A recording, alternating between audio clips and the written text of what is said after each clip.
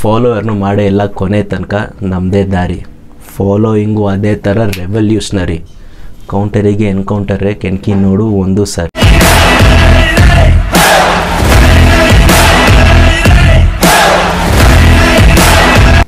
Welcome back to power house. ನಾನು ನಿಮ್ಮ Vijay J.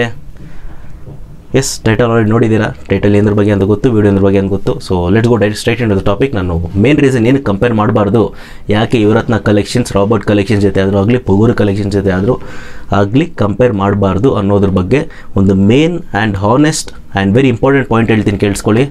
ಇವಾಗವರೆಗೂ Yuvarathna collections ಒಫಿಷಿಯಲಾಗಿ ಎಲ್ಲೂ ರಿಲೀಸ್ ಆಗಿಲ್ಲ. ಯಾವ ಪ್ರೊಡ್ಯೂಸರು, ಯಾವ ಡೈರೆಕ್ಟರು, ಯಾವ ಮೂವಿ ಟೀಮಿಂದ ಯಾವ ಪರ್ಸನ್ನು, ಯಾವ ಮನುಷ್ಯನೂ ಬಂದ್ಬಿಟ್ಟು ಹೇಳಿಲ್ಲ. ಅವ್ರದ್ದೇ ಆದಂತಹ ಟೆನ್ಷನ್ಸ್ ಇದ್ದಾವೆ, ನಮ್ಮದೇ ಆದಂತಹ ಇಶ್ಯೂಸ್ ಇದ್ದಾವೆ. ಆ ಇಶ್ಯೂಸ್ನ ಸಾಲ್ವ್ ಮಾಡ್ಕೊಂಬಂದು ನಾವೇ ಬಂದು ಹೇಳ್ತೀವಿ. ಅವಾಗವರೆಗೂ ತಾವುಗಳು ಸ್ವಲ್ಪ ಹಮ್ಮಿಕೊಂಡು ಇರ್ರಿ. ಅರ್ಥ ಆಯ್ತಾ?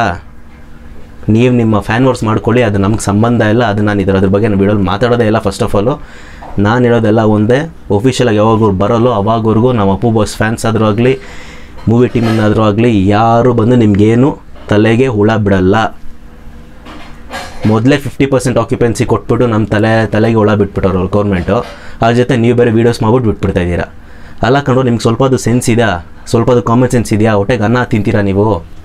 ಹಾಂ, ಯಾರು ಬಂದು ಹೇಳ್ಬಿಟ್ರು ನಿಮಗೆ 9 ಕೋಟಿ ಕಲೆಕ್ಷನ್ ಆಯಿತು, 11 ಕೋಟಿ ಕಲೆಕ್ಷನ್ ಆಗೋಯ್ತು, 20 ಕೋಟಿ ಕಲೆಕ್ಷನ್ ಆಯಿತು, 38 ಕೋಟಿ ಕಲೆಕ್ಷನ್ ಆಗ್ಬಿಡ್ತು ಅಂತ?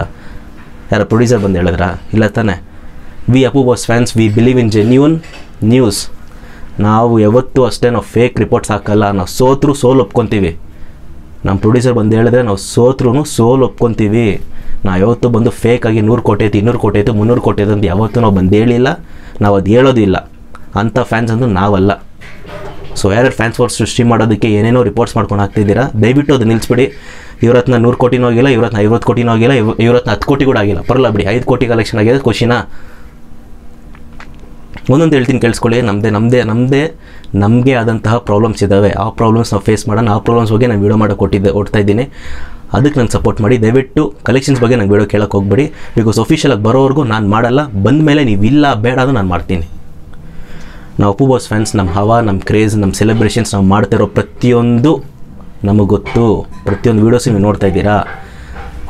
ಅಷ್ಟು ಸಾಗೋರು. ಈ ಕಲೆಕ್ಷನ್ಸು, ಈ ಬಾಕ್ಸ್ ಆಫೀಸ್ ಎಲ್ಲ ನಮಗೆ ಯಾಕೆ? ಅದೆಲ್ಲ ಪ್ರೊಡ್ಯೂಸರ್ ನೋಡ್ಕೊತಾರೆ ಬಿಡಿ, ಅದೆಲ್ಲ ನಾವು ಅಪ್ಪು ಬಾಸ್ ನೋಡ್ಕೊತಾರೆ ಬಿಡಿ.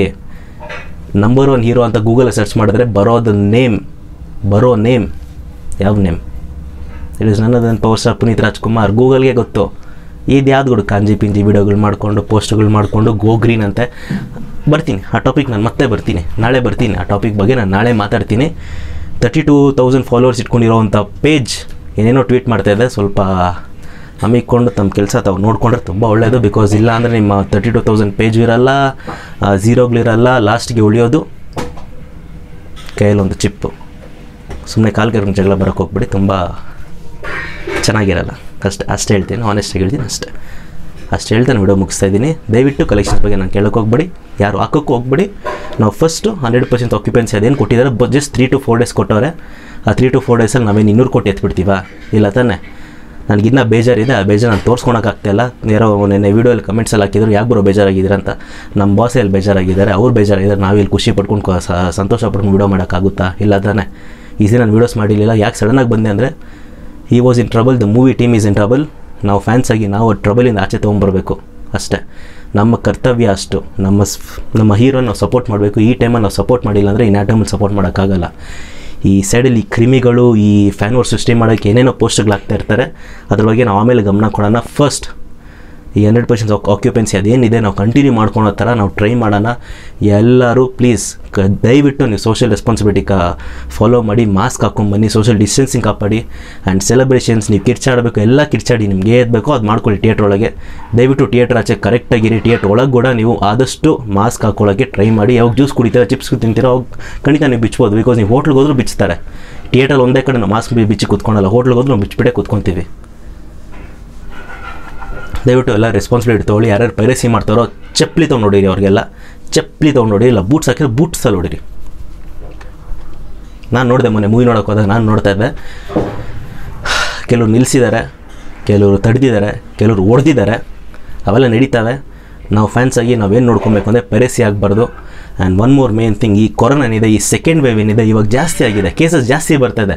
ನಮ್ಗೆ ಅದರದ್ದೇ ಆದಂಥ ಟೆನ್ಷನ್ಸ್ ಇದೆ. ಆ ಟೆನ್ಷನ್ಸಿಂದ ಹೊರಗೆ ಬಂದುಬಿಟ್ಟು ಆಮೇಲೆ ಮಾತಾಡೋಣ ನೀವೆಲ್ಲ ಕಲೆಕ್ಷನ್ಸ್ ಬಗ್ಗೆ. This not the time to talk.